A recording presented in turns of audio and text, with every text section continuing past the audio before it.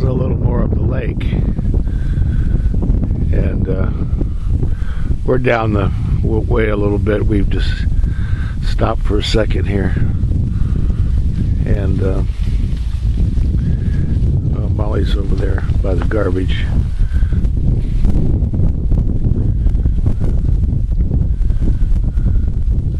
But see, the nice part about this is that you don't have to worry about them. I'm the only one here. We're running around and walking all over the place, and they're running, having a good time. There's Tilly over there looking at whatever it was at the garbage.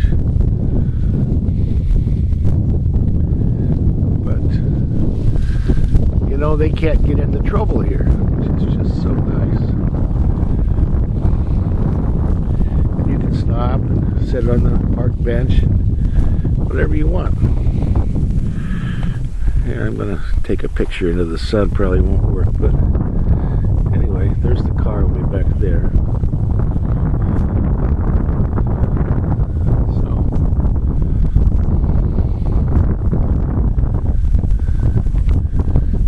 kind of fun stuff. I just thought I'd get you a picture of